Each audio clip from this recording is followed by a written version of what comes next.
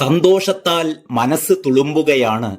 ആദ്യമായാണെങ്കിലും നമ്മൾ വിശ്വാസികൾ ഉറക്കെ പറഞ്ഞു ജയ് ശ്രീറാം. അയോധ്യ രാമപ്രതിഷ്ഠാ ദിനം ഒരിക്കലും മറക്കാൻ കഴിയാത്ത അനുഭവമായിരുന്നു എന്ന് പ്രശസ്ത നടി രേവതി. സന്തോഷത്താൽ മനസ്സ് തുളുമ്പുകയാണെന്നും ഹൈന്ദവരായ നാം ഓരോരുത്തരും നമ്മുടെ വിശ്വാസങ്ങളെ ചേർത്തണയ്ക്കുമ്പോഴും മറ്റുള്ളവരുടെ വിശ്വാസങ്ങളെ ഹനിക്കാറില്ല എന്നത് ശ്രദ്ധേയമാണെന്നും ഇൻസ്റ്റഗ്രാമിൽ രേവതി കുറിച്ചു. രേവതിയുടെ വാക്കുകൾ ഇങ്ങനെയായിരുന്നു: ജയ് ശ്രീറാം. ഇന്നലെ മറക്കാൻ കഴിയാത്ത ദിനമായിരുന്നു. ബാലനായ രാമന്റെ വശ്യമായ മുഖം കണ്ടപ്പോൾ ഇതിനു മുമ്പ് എൻ്റെ ഉള്ളിൽ ഇങ്ങനെയൊരു വികാരം അന്തർലീനമായിരുന്നു എന്ന് എനിക്കറിയില്ലായിരുന്നു. സന്തോഷത്താൽ മനസ്സ് തുളുമ്പുകയാണ്. ഹൈന്ദവരായ നാം ഓരോരുത്തരും നമ്മുടെ വിശ്വാസങ്ങളെ ചേർത്തണയ്ക്കുമ്പോഴും മറ്റുള്ളവരുടെ വിശ്വാസങ്ങളെ ഹനിക്കാറില്ല എന്നത് ശ്രദ്ധേയമാണ്. മതേതരത്വം എന്ന് പറയുമ്പോഴും നമ്മളിലെ വിശ്വാസങ്ങളെ നമ്മുടേത് മാത്രമായി സൂക്ഷിക്കാൻ നമുക്ക് കഴിയുന്നു. മറ്റുള്ളവരും ഇത് തന്നെയാണ് അനുവർത്തിക്കേണ്ടതും.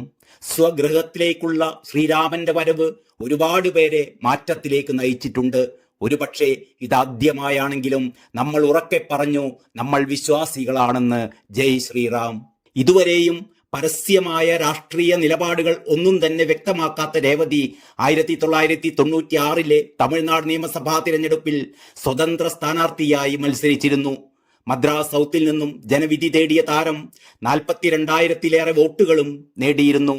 ആ തരത്തിൽ തമിഴ്നാട്ടിൽ ആധിപത്യം പുലർത്താൻ പാടുപെടുന്ന BJP രേവതിയുടെ ഈ നിലപാടിനെ ഏറെ ശ്രദ്ധയോടെയാണ് നോക്കിക്കാണുന്നത്.